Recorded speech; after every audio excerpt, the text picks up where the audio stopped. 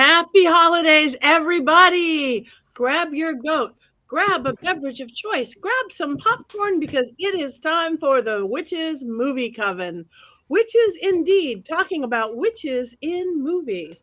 We do this every week. We never agree, and we are glad that you are here with us right now. My name is Patti Negri. I am one of your 5 hosts. You might recognize me from The Witching Hour or from Ghost Adventures or one of my other podcast YouTubers or television shows. But this is my excitement, and this is about right now. I'm going to have everybody introduce themselves because I'm not talking a lot tonight. Start with you, Richard-Lael. Yes, I am Richard-Lael. I am known as the Gentleman Psychic. I am also known from Ghost Adventures. I would like to say also I know Patti from The Love Boat. Anyway, I'm everywhere. I'm the Gentleman Psychic. I'm everywhere. I'm like Santa Claus, excepting I'm real, and I hate Christmas. And Jason. I'm Jason. I love Christmas. I even have my Bedford Falls sweater on today. It is a lovely little town. I also wrote a little book called The Llewellyn's Little Book of Yule, which I just love talking about this time of year because I truly, truly love this season so much. I cannot wait to talk about this movie. Yay. Okay, thank you. Heather. Hi, I'm Heather Greene, and I am the author of Lights, Camera, Witchcraft, which is the book decisive guide about witchcraft in American movies through history. And I also am a acquisitions editor at Llewellyn Worldwide and a religion journalist. So I do a lot of things in and around the area, and you can find me all over social media. So I can't wait to talk about this movie because I also love Golden Era cinema and the holiday season. So perfect. Perfect. And last but certainly not least, Miss Courtney. That's me. I'm Courtney Buckley. You may know me as Ghostbait on Scared and Alone, or world's biggest fan of a beautiful Christmas movie known as The Killing Tree. Oh, God. Oh, Lord. That's me. That about sums me up right now. I feel like I have to apologize to the world for introducing you to that movie. Like, that is, like, all on my feet. And Jason, every time I go past my Christmas tree, I think about that movie now because of you. Which and the means tree you also is now, think of me. Aww. It's exactly. And it's named Clayton. Literally everyone's calling that tree Clayton now, except for Ben, who knows why. I almost crashed my car the other day because I was driving down the street and it was nighttime, and off to my left I saw a giant tree in someone's yard with the lights hung just so that it looked like the tree from The Killing Tree when it was in its phase of like growing and shrinking and growing. And I screamed so loud because I was like, there it is. It's a Christmas miracle. It exists. And then I almost parked the car and put a map right on that tree. I really did. Christmas with a map. Mm-hmm. A map and some boots. And the boots, you got to put the boots on. Did that tree try to fornicate with another tree, or did it just stay still? Probably that happened later at night. It was early at night. So that's, a later activity. I'm glad the children did not have to see that. That's good. I don't know. I think I would be afraid to have an artificial tree anymore. You're not wrong, Patti. I know I'm not. Anyway, that was last week. Wow. Last week was The Killing Tree, and I'm still speechless on that one. But this week is It's a Wonderful Life. And I was told earlier by the Coven that everybody on the planet has seen this movie. It's a very old movie. It's been around a long time with some pretty amazing and famous people in it. But just in case you might be that one or non-one person who hasn't seen it, Richard-Lael, do we have an unbiased outline of the film? I do have an unbiased plot line of the story. So it begins with a prayer service. Like every favorite thing of mine, it always begins with a prayer service. And it's God talking to this recent addition to the wings of heaven without his wings. And everyone is praying for George Bailey, who is this wonderful, good man from Bedford Falls, New York, who has fallen on some hard times. And at the whole beginning, you are basically watching snippets and moments in George's life, from the time in 1919 where he saves his brother from drowning in ice, to where he meets his future wife, Mary, and she whispers in his ear, his deaf ear, that she loves him and will love him forever. And then you go on to the future time where he's even with dealing with a drugstore. The chemist has lost his son, and so is about to poison accidentally another kid. Anyway, so all of these life moments that happen, and they're watching. And George Bailey owns the Bedford Falls Savings and Loan, where he took it over from his father, who is deceased, and his uncle, who is his uncle is incompetent. And so he stays. He does not go to school. He does not travel the world. He intends to, but he can't. He gives it all up so that he can help people. And he helps them build their homes, and he gives them loans because every man wants his own fireplace that he can call his own. And he's really, really good. But his uncle loses $8,000. In 1946, $8,000 was a lot of money. And the bank was going to call the loan, and he has reached his boiling point where he cannot function anymore. He cannot function, and the world is against him, and everything that could go wrong is going wrong. So he gets drunk. He drives down to the bridge, and then he meets this angel being who does not yet have his wings, and he rescues him. The angel jumps in the water to save George Bailey. And George does not jump in the water to end his own life. He actually saves this angel, Clarence. And then he wishes that he were never born, but instead, no, he wishes he were dead. And then he says, no, I wish I were never born. And then Clarence grants his wish. With the power of heaven, he grants the wish that he was never born, and he gets to see what it is. And then he enters into an alternate reality. The alternate reality that he ends up in is 1985, where Biff Tannen owns the entire town of Hill Valley. Yeah, that's the future without George Bailey. And so Harry Potter is apparently this old fat guy who now owns Bedford Falls, and it's now called Pottersville. And he ends up by punching Bert and Ernie in the face. And then he runs back, and he wants someone to remember him. Please remember me. Please, please remember me. And then it turns out that Clarence tells him, see what you gave up, because you weren't here. Your brother died. And when your brother died, he was not able to save the people in World War II. The entire platoon died. And because you weren't there, Courtney has no idea what's happening with her connection. Sorry, Courtney. So because he wasn't there, Mary never marries. And because he's not there, his children are not born. And because he's not there, all of these things have happened, and nothing is right. And so he wants to live again. He wants to live. He begs to live. He wants to live. And Clarence grants him that request.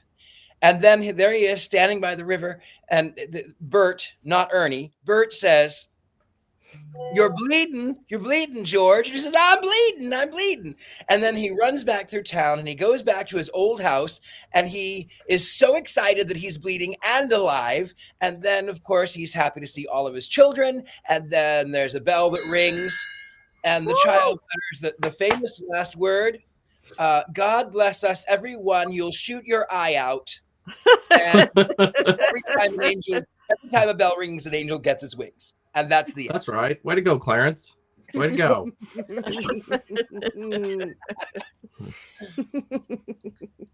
That's it.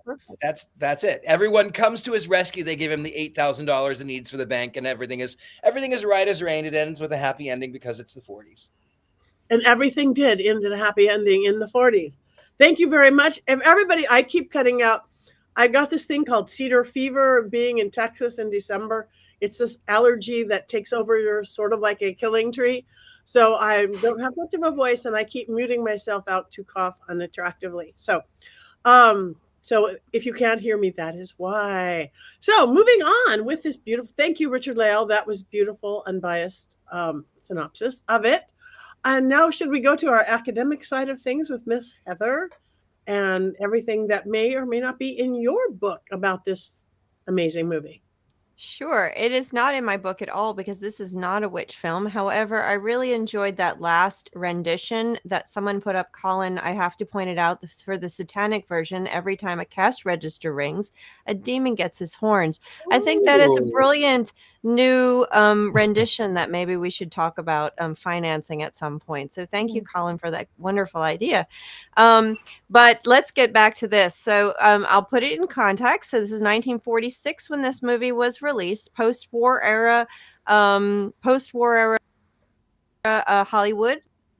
Hollywood. We haven't done a golden era film yet, and the golden era is one of my most favorite times, and actually a lot of my studies have been in this period of time, 1930s, 1940s films. This is when Hollywood was at its peak, and actually just before it begins to sink because of the introduction of television. And television by the early 50s, and Hollywood slowly descends into confusion. But this is still its height. This is still when Hollywood's films were everything that people wanted to go to. They didn't really have television. This is where they were going for this type of narrative entertainment. Of course, Capra, the director, is one of Hollywood golden era's best. By this period of time, though, he had reached his height. He was already famous. In fact, Liberty Films, who made this film, was Capra's own film company. They made 2 films. This was really his last film that is part of his career that people talk about. It's probably his most well-known film, although he's made a string of fantastic films.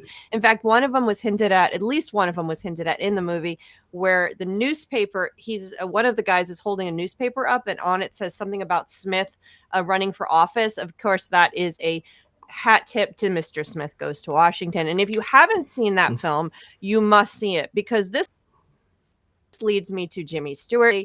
And this is completely unbiased. My favorite actor from this period of time. Jimmy Stewart is a brilliant actor. He is America's best ever.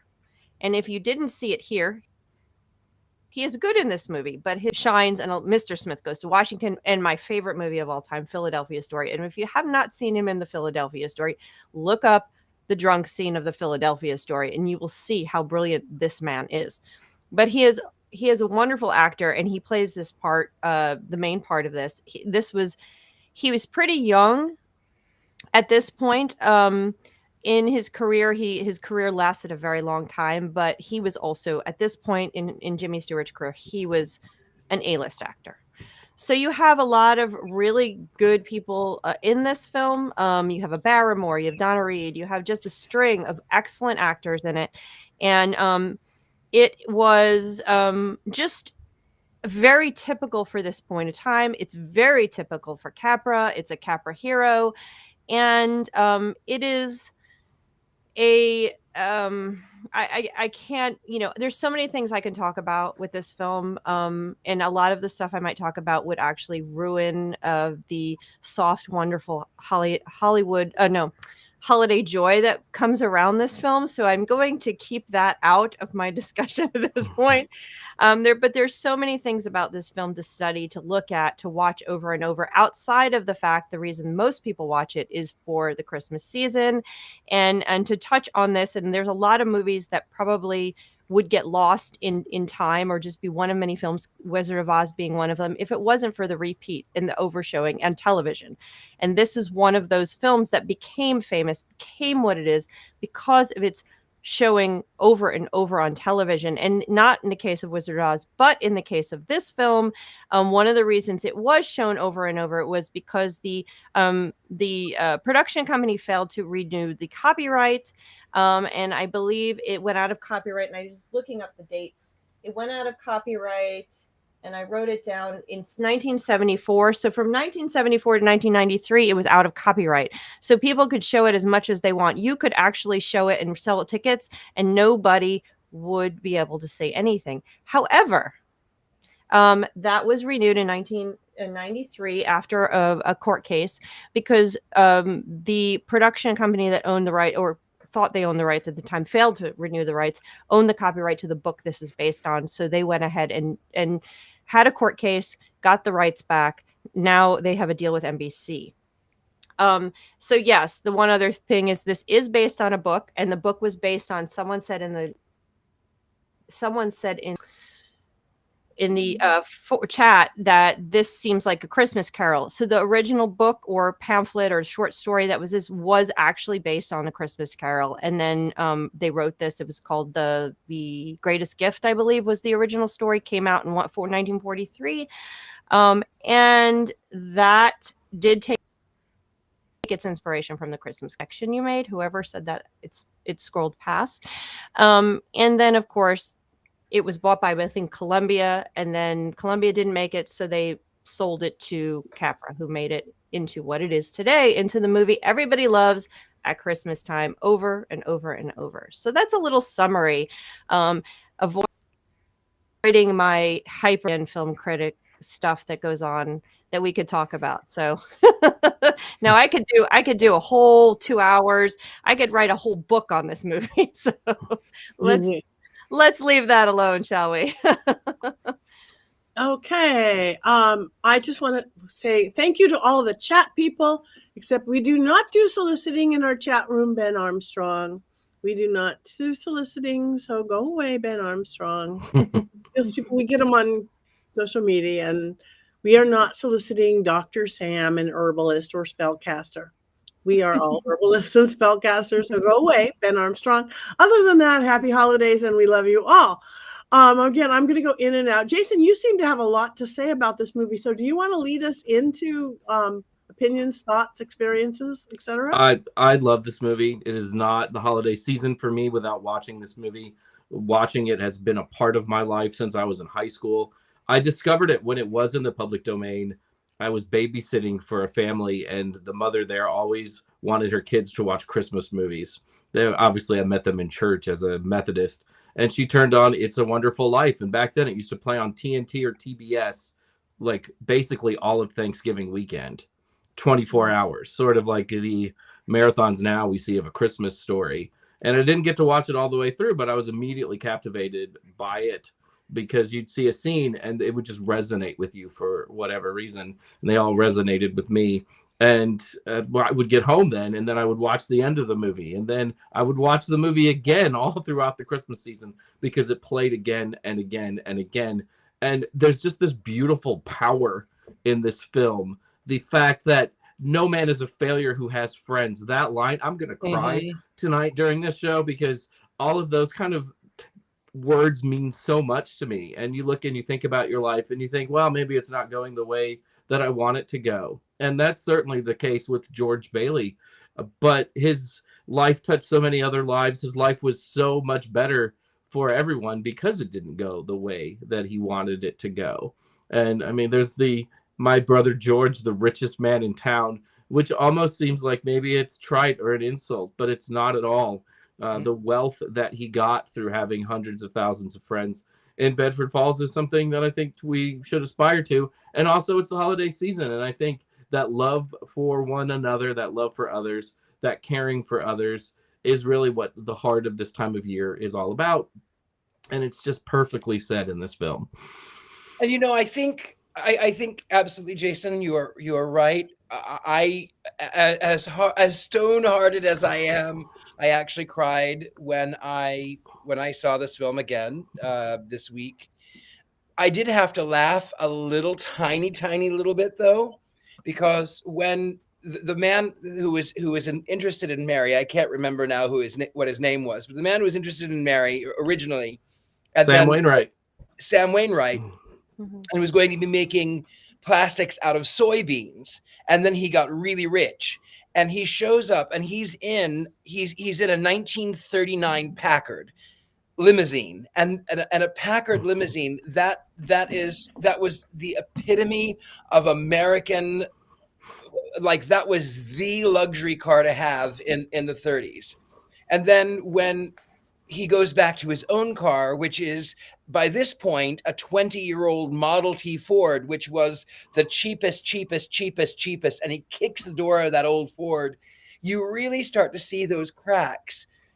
I have given up my life. I have what is it doing for me? I don't have a Packard car. I have this old car. I don't have a new house. I have to live in an old house, which is actually fine for me. But I have this old house, and why do we have to have all of these kids? I wasn't able to go to school. I wasn't able to explore the world. I had to give up my honeymoon money for the vacation so that people could not, so they could have food during the Great Depression. I mean, he was so kind and so giving and so good to all of these people. And you know, I understand why he would begin to allow those little cracks to appear where it was just not working out in his favor, he thought. And I do understand that. Absolutely. You know, and when I was a kid and I'd watch this movie, I always kind of got mad at George because he does have a little bit of a temper, right? You know, like he's running up the stairs and the knob on the post comes off and he almost wants to throw it and he kind of yells at his kids, but that's human nature though, right? I love that it shows the best and the worst of people, that we're not perfect, that we can have these moments of doubt and we can have these moments when maybe we're a little mean to other people, but that doesn't necessarily completely define us as human beings. Because I think it made him more human, actually, in that. You know, I relate to this movie on so many. I relate to this on so many levels, and I remember many years ago when I was going to university, and actually I was studying hair school. I was a hairdresser, and I thought I was running late. I'm always in that mode of running late, and this woman pulled right out in front of me. And for a good 5 miles, there was no passing, and she went under the speed limit. And I remember that I began to yell at that woman and scream at her. And by the time that I got to the point where I could go around her, it turned from a 2-lane into a 4-lane street. By the time that I got to where I could go around her, my veins were all popping and my eyes were red and bloodshot. And I caught my reflection in the rearview mirror. And I was the one, I wasn't affecting her. She was fine. And I wasn't late. And so I realized from that moment on that I was going to be the person that I wanted, that I was going to be what I wanted to be and not allow those things to get to me when it would do no good anyway. So, but yes, even no matter how good one is, human things, life gets to people, and people are people. And even if the person who was cruel to you in the line at Walgreens, or if your server gave you the wrong cappuccino or whatever, people are people. And one moment does not define our lives. Amen. Thank you. It is true. Especially right now in the holiday season, people are a little on edge. Everything going on in the world, people are a little on edge. Situations as they are. And we try and we want to be good, but we're not always. And that's okay. That's okay. So people do get mad.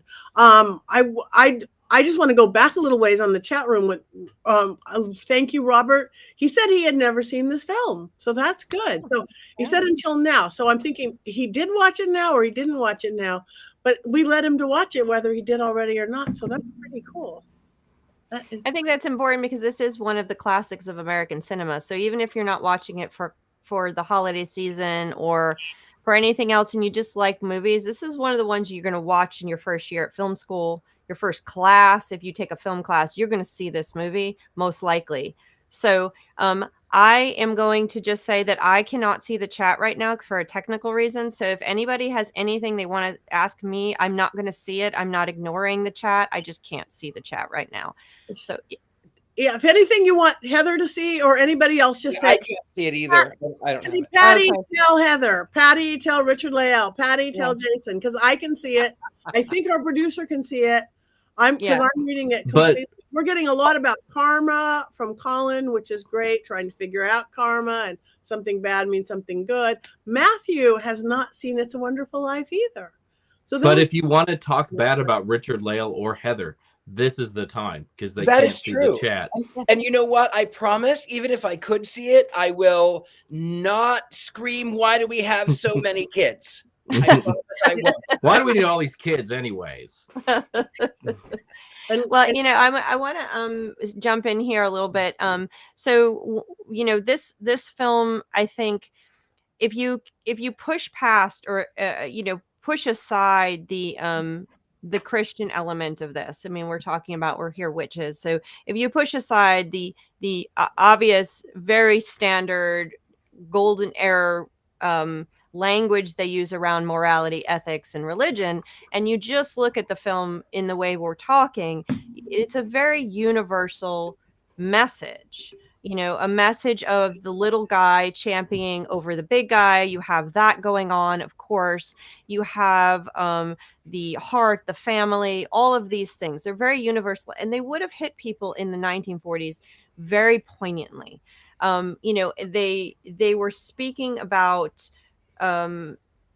struggles that happened during the Depression 10, 15 years earlier. These people went through it. Most of the adults went through it and saw this. They had these struggles. They had struggled against the big, wealthy banker who had taken their money, who had destroyed. They had gone through what you saw. You know, so there was a poignancy there that we are not experiencing, a very current thing. Speaking of which, there's a lot of things that people might not notice, such as Mr. Smith Goes to Washington. They might not notice today. Did anyone notice Alfalfa in the movie? He's at the beginning. He pushes the button that opens the dance floor to the pool. That's Alfalfa from Alfalfa from the Little Rascals. What's his name? I wrote it down here. Carl or Clive Switzer. Yes, that is Alfalfa. He's in it for 2 seconds. I'm sure people would have recognized him at that point in time. So there's a lot of fun little things. Of course, Hollywood is a very closed system, so you had a lot of that going on anyway, regardless of whether it was meant to be a hat tip to earlier era of Hollywood. It probably wasn't. He probably just happened to be available. But people would have recognized him. So there's a lot of this stuff going on. There's a lot of this, and especially watching it post-war. People just came out of the war.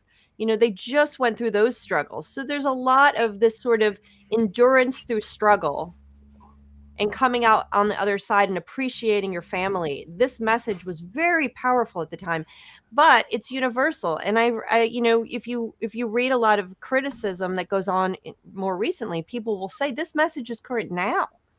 You know, I mean, if you look about, you know, the politics, environment, everything that's going on in the last 5-10 years, this message is very current and powerful now for people. And you know, that I think that because we just keep repeating that everybody here has experienced it. Everybody's looking at George Bailey standing there on the bridge, looking over, going, maybe it's time. I can't take this anymore. I'm going to jump. I just want to be gone. Tons of people right now and then they realize, wait a minute, I am important. I think this message, the movie may have been repeated because of a technical glitch, because of a legal glitch, but the message, it would not have endured if that message was not a universal message that was timeless. So, and it being a beautifully made film and a well-told story. So it's not just a legal issue that made this so enduring. And Jimmy Stewart. I'm just going to say that. I love Jimmy Stewart. Was it an immediate success before the playing and overplaying? Was it an immediate success? It was a failure when it was released in the theaters, and it lost $500,000, which is a huge amount of money by today's standards. Mm-hmm.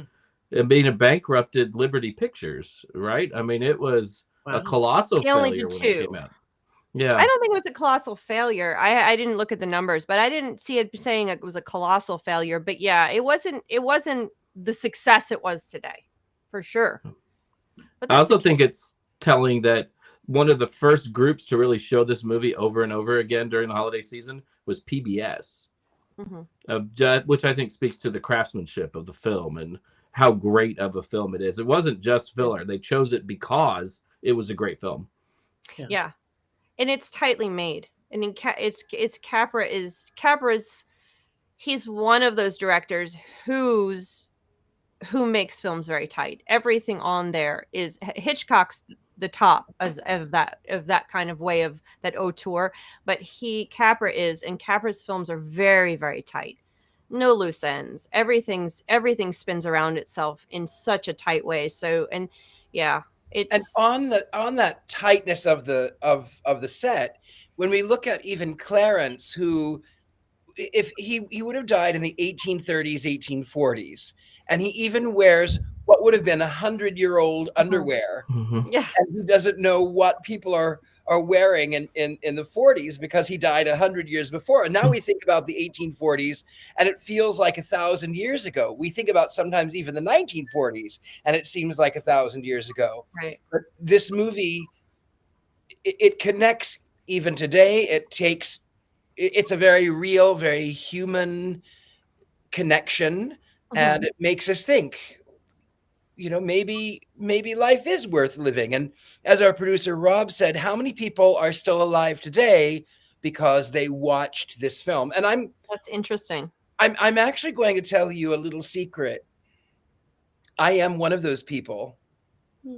I am one of those people. When it was really, I was maybe in my teens. I was in my teens, and I was teased a lot because I was odd and I was effeminate, they thought, and I was flamboyant and I wore a lot of strange things, but that was I really did not want to be around anymore. And now there was the thought of also my mother, but this film made me think, how many lives had I touched? And even the point where George Bailey saves his brother from drowning in the ice. When I was 4, saved my little brother from drowning in a pond. He went in after his ball, and it was just this little pond on our property, and he went in after his ball, and then because I screamed, my father came running and pulled him out, and now he has children of his own that wouldn't be here. So I had that same thought because of this film. I think the other message go ahead, Courtney. You've been in and out. Go ahead and speak. I was just going to say, like, that's really, I think, what I found so relatable about the film is just like you. When I was younger and it was, childhood trauma that I had to live with, I thought that the world would be better off without me. And I wish that I had seen this movie when I was dealing with that, or I had that in my brain. And I unfortunately am a bad witch and I didn't do my homework, so I didn't rewatch it. But I did watch it for the first time a couple of years ago, and so it was fairly recently. And someone had recommended it to me and said, this is like the movie, like you have to watch this. And I remember sitting there, I was at work, I worked overnights, and I was the first couple minutes where the stars are talking, I was like, what did you just actually make me watch? Like, what is this ridiculous thing? This is so stupid. Right. And like the stars are like flashing every time they talk. Like, I was like, please. And then I found as the movie went on, it was like really gripping. Like, it really touched me somewhere deep inside. And I ended up sitting at work in front of people, bawling my eyes out, because it really makes you think about that. Like, and it's not a thought that I haven't had before, but like, it really just puts it into perspective. Like, if I had done what, my younger self wanted to do, look at all the things that I would have missed. I wouldn't have my son. I wouldn't, be working at a job where I get to hear kids say their first words. I wouldn't have been gifted The Killing Tree by Jason Mankey. And it's like, what kind of world would that have been? Terrible one. But but it's true. Like, it's really true. And I think that's what I connected with the most about this is that I wish that I had that. I wish that I didn't have that support when I needed it. And I feel like this movie could have been that. So I like to think that this movie did save lives and probably continues to do so. And in this crazy, hopeless world that is so crazy now, we need more of this message. It doesn't happen. It's like not popular or something to be hopeful and love and all that. It's, past a Hallmark commercial. We don't have it. So let's watch it again. No. We lost Heather. Heather touched on this earlier, and Courtney kind of did. But I mean, I was like the president of the Methodist Church youth group when I discovered this movie. I mean, it was that kind of era for me, and I always wondered, would I like this movie as a witch, as a polytheist witch who's mostly in love with the Greek gods? But I don't think the religious themes really hit you over the head. A lot of cultures have angels, and we can interpret angels thousands of ways, and they don't ever use the name Jesus. They use Joseph, right? Which I assume is meant to be Jesus's stepdad? Mm-hmm. How does that work? His stepdad. Adoptive earthly father? I don't know. But even then, that's not biblical at all, that he would be in charge of angels or something, right? So the religion part of it, I've never thought was like too in your face. Yeah, people prayed in the movie at the beginning, but a lot of people pray, right? I pray, just, I probably invoke Dionysus first, other than, instead of Yahweh or God. But I mean, I like that it's sort of open to interpretation, and it's not particularly preachy. I mean, you don't ever see the Bailey family going to church, right? He's not, I'm going to go talk to my minister and sort all of this out. The support unit are the friends and the family, just like it is for most of us. Yeah, it's humanity. I like that. It's bringing out the good side of humanity. I was a slacker like Courtney, and I did not get to watch it again because I've been in an 1890s hotel that didn't have television, very little electricity, and no heat. That's why I don't have a voice. That and Cedar Fever. So I'm excited actually to go watch it again because I've seen it, that yearly kind of thing, but I just think we could all use a hit of it right now. It is really, really lovely to see. Hi, I'm back. Yay! I'm back. We missed you. How was it like on the other side? Did you realize that it was better to have you here? Did Claire tell you that you needed to be here, that you had friends who missed you? Yes, that's exactly what happened. I just said, I'm done. I don't want it anymore. And then I realized that if I wouldn't be able to share my great wisdom, and I wouldn't hear your great wisdom, and my life would not be the same. So I'm back.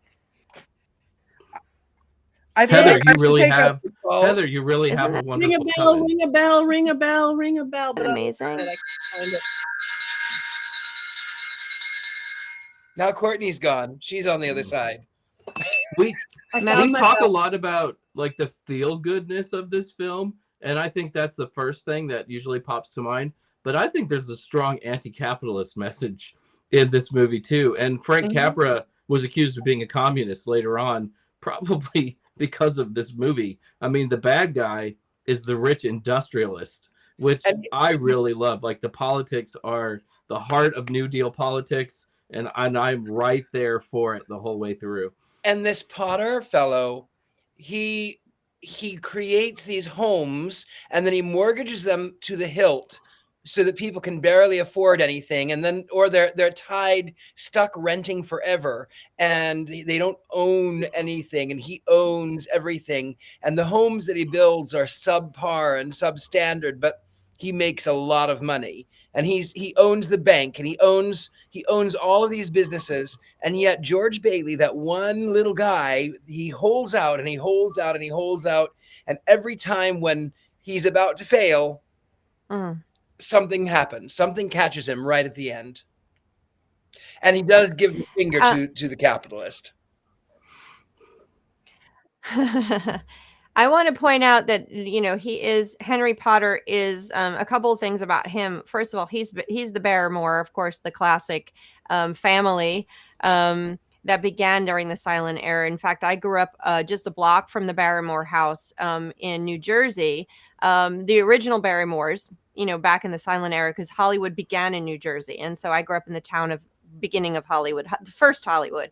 And so that was super cool. But the one thing about him is, first of all, obviously he's Depression era, because he's wearing a blanket. He has polio. We assume they have that kind of thing going on with him. But the anti-capitalist, or the rich evil person, is very much a trope in that period of time. Hollywood loved to, Capra especially, as Jason pointed out, loved to have loved to show just the every person fighting against the powerful. That was very Capra. That's very Hollywood. That's very much the American rugged individualist theme. This is very much a part of American Hollywood lore and myth. So that plays into it. And Jimmy Stewart always plays that person. He's brilliant at that role. Okay, it always goes back to Jimmy Stewart with me, by the way, if you haven't figured that out.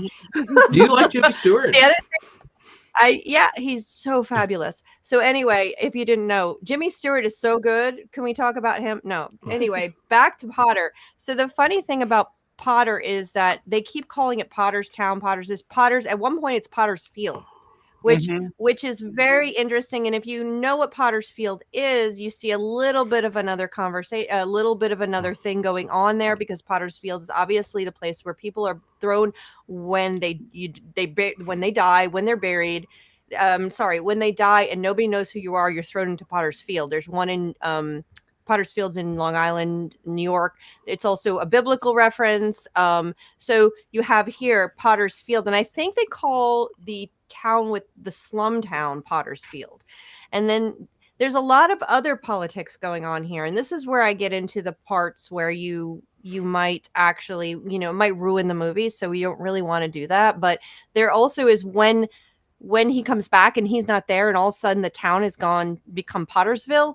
It is like everything that the Hollywood censors would not want to be in a movie. Everything that they considered bad is in that town. Everything. Now, when I say Hollywood censors, so Golden Era was heavily censored, and I will not talk about that now. You can read it in my book, or I can talk about it another time about what that means. But yes, Hollywood has highly censored at this point, and everything that they considered bad is in that town. It's hysterical. That's the best. When he walks down that town, I'm like, oh my goodness, is he in Las Vegas? What the heck's going on here? Gambling and drinking, including jazz music. Billiards. Oh my God, pool and billiards, dance halls. I mean, what is this? All of a sudden, I'm in the Music Man. They had trouble right there in River City. Oh my God, that's hysterical. What is going on? It's very fun. I'll admit that there was a part of me that would have rather lived in Pottersville at the end, right? It was like, oh, especially like my young self, like, oh, dancing girls. I would much rather have that. But the rest of it I wouldn't have wanted. Just a little bit of the vice, Martinis probably would have been enough for me. That was the pub before it became like Nick's, which was not as nice. Though Nick was probably making more money, so Nick was the only one who got cheated in the whole thing by having George alive. Yeah. No one ever talks about poor Nick. I know. Yeah, poor Nick. I want to say something that I thought was really interesting observation about me. Our beautiful producer, Rob, he's out there in the other lands. He will send us little things like quotes or this, and he sent us an old Saturday Night Live sketch, The Real Ending. And I love Saturday Night Live. I've always loved it. And it was too violent for me. I couldn't handle it. I don't care. He's evil. You guys killed Mr. Potter.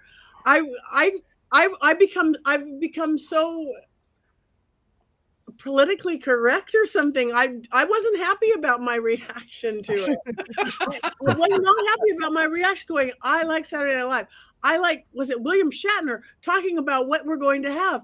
And and I was offended by a comedy sketch. Oh, slap yourself, Patti Negri. I think that's what's going on in the world, but I just wanted to say I was offended by that Saturday Night Live one. Well, they killed Potter. Just saying. Oh, I was cheering him on. He just I was like, yeah, go get him. I Get him, can't. Mary. Punch him right in the face. I've become such a peacenik. I'm such a peacenik. Oh, my beautiful Philip, don't hurt anybody. I can't. All right, before I lose my voice again, do we have any quotes for this beautiful film? Well, I'd like to thank my coven for this one because, as I said, I did not do my homework this week because I was a bad witch.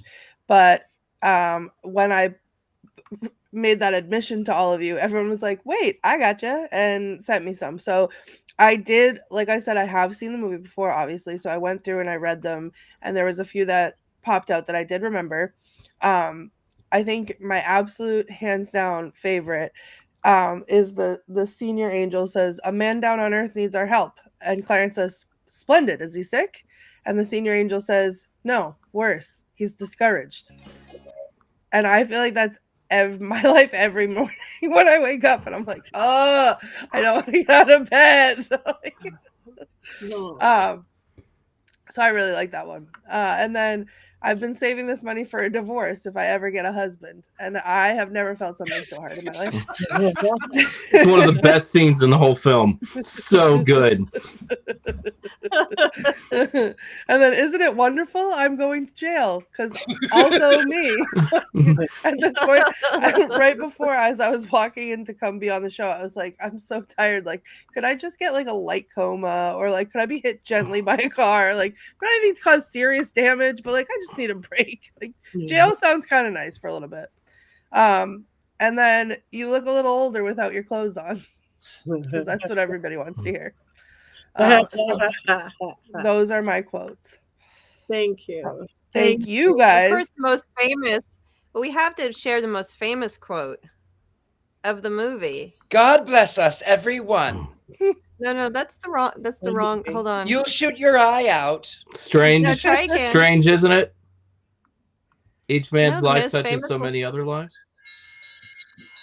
Well, there's I guess that one, but the one about the angels. Every a time a bell rings, rings, an angel gets its an wings. angel gets his wings. That was I supposedly didn't originate with this movie, but it is definitely the movie that made that famous. I can only And of hear, course, I can only hear these quotes in the original voices that they're in. So if I read Right, one, I'm sorry. going to do a bad impression of someone I every love time. that. well, Yeah. I love that. can you read the one? Do you have it in front of you? The one that's written in the book of Tom, the book at the end that the angel gives him. Clarence gives him a book, and it says that he who without friends, I Remember, you know which one I'm talking about? remember, no man is a failure who has friends.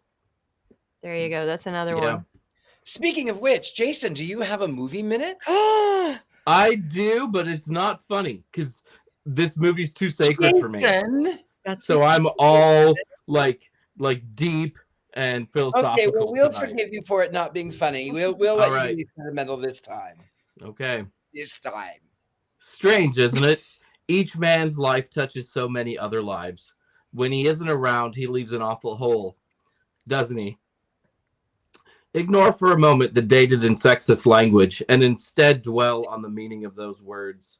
Your life directly touches hundreds, perhaps thousands of other lives, and the connections between you and those individuals means your life then touches tens of thousands of other lives, if not more. We are connected to so many people, even when we don't realize it, and the ripple effect of those connections means that everything we do has the potential to reverberate across the years.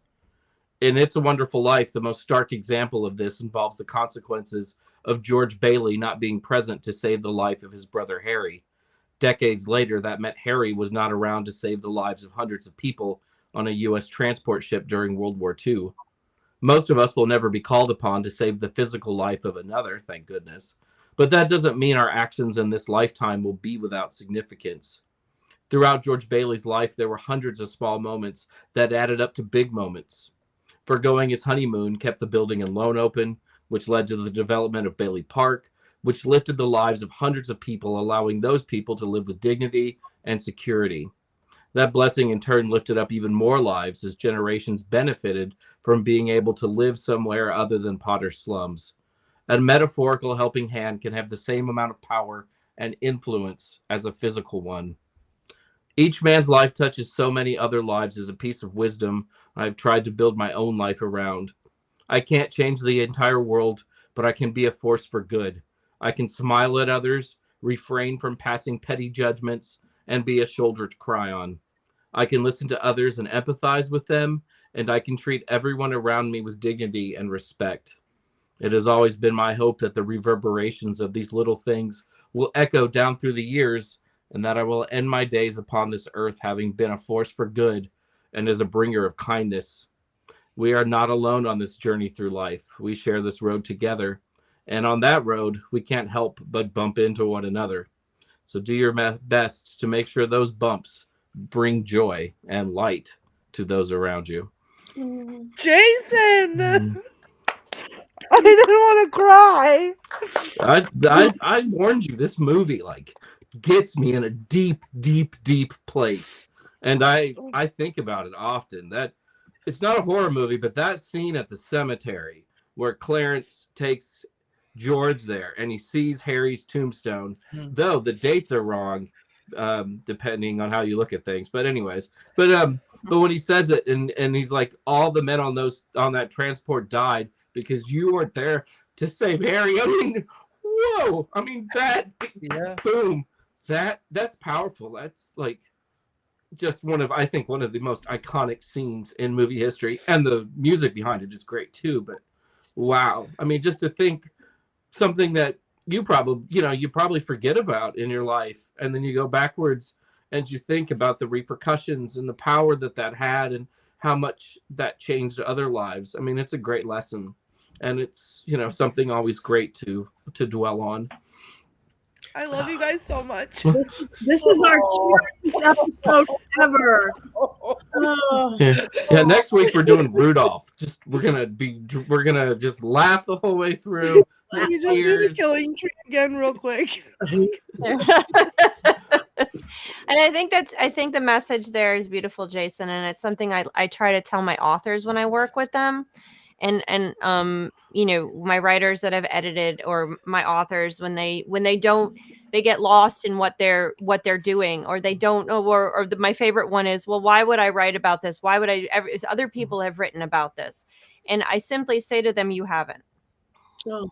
Other people have written about it. You have not written about it. And you can relate that to any piece of art or anything you do. Courtney, other people have taught children before, but you might not have. You do it your way. And that's that ripple effect, is that it's not the subject. It's not the task. It's the same over. It's you. And you influence, as authors, as writers, as journalists, as teachers, as all the things we do as readers, all of us, what we do is it's us, and that then can touch. If you can change one person, you have lived a rich life. If you can help one person, and that's I have to tell that and remind that to the authors that I work with on a regular basis, because you can get lost in what you're trying to accomplish and go, why bother? It's just going to be the same. It's just going to be.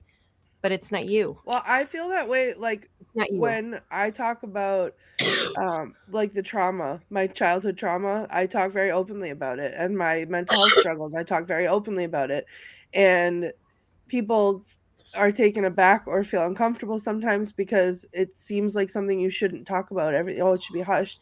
But to me, it's like, if I can help one person because I can talk about it, because I'm okay and I made it through, and you seeing me be okay means that maybe you'll be okay too, then that's why it happened to me. Like, that's why I lived through it and I survived it, and I can move forward and be that person for people. And, that's why I will never stop talking about it. And I will never, to me, being depressed, having a depressed day, I mean, you guys have, I've said it to you guys before that I have a bad mental health day, and it is what it is. It should be as commonplace as saying as that, I'm feeling under the weather. I have a cold today. I don't feel well. Well, I feel depressed today, and I don't, I don't feel well.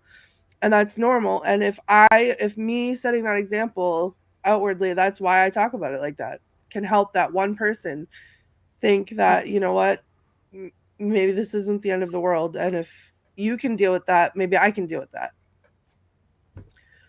And that's, I think, important, very important. And I think that's what this movie does too. Holiday spirit is here. Yay.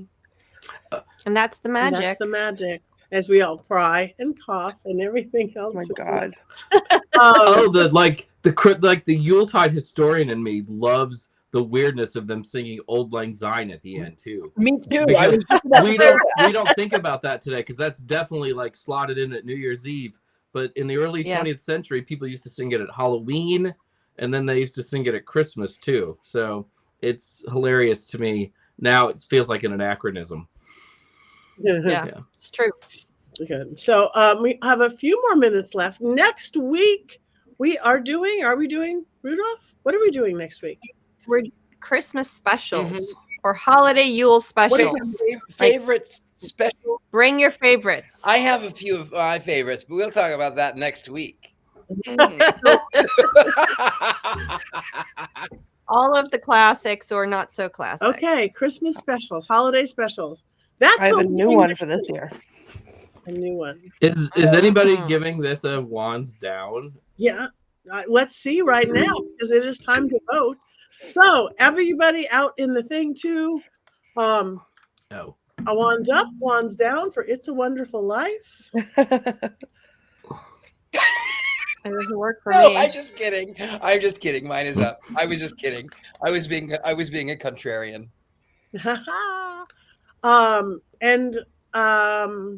Maybe we should ring a bell on that too. I don't know. I can't reach mine. An angel sitting his wings, or a goat gets its man shoes. Horns. One's up, one's up, one's up. Everybody has got one's up.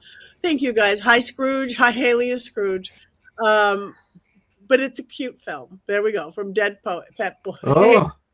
So holiday specials next week. If anybody has anything coming up, I am home for the holidays. I'm not going anywhere for an entire month. And then I'm going to be in Virginia somewhere, but I am here. So join us every week. Anybody have anything coming up in the next month or so you want to talk about? On Friday, I'm doing a virtual author forum for Llewellyn about Yule, which is free. It's at 1 p.m. Eastern time.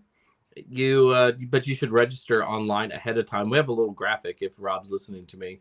But just go to llewellyn.com. It'll save you a spot there. It's completely free. There's some other great authors there too. I will be festive in a really great Yuletide sweater. Ooh. Does anybody have any nice wardrobe plans for the holidays? Well, I will be donning now my gay apparel. Yes. La la la la la la. I mean, I always don my gay apparel, but I will also be donning gay apparel next week. Yes. I'm actually. Did you all see my glass? I made my little Christmas light bulb. How illuminating! That is. Oh wow! Ooh. Yeah. Jason turned his light off. That must mean that we said a bad joke, or what? Just so you can see the light better. Oh, I see. Yeah. Ooh, very nice. Yeah. I'm a child that is easily amused. I know. I like it. Thank you. That is beautiful. All right. Thank you very much. Isn't this pretty? I got this in Texas too. I got the cough in Texas. I got the congestion in Texas, and I got this wand a while back. The wand is great. It isn't great. It's not great for what you use a wand for directing energy because it's not direct enough, but it's great for movies. It is great for beautiful things. Because it's very visible. So, and the funniest part of it is the box that it came in. It said something like magic stone stick or something like that. It's the spirit Halloween.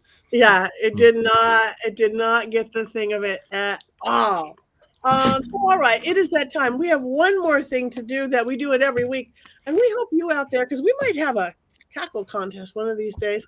We haven't done a contest in a while, and I've been thinking what we have. We have Valentine's Day coming up, but we might want people to work on their cackles as well.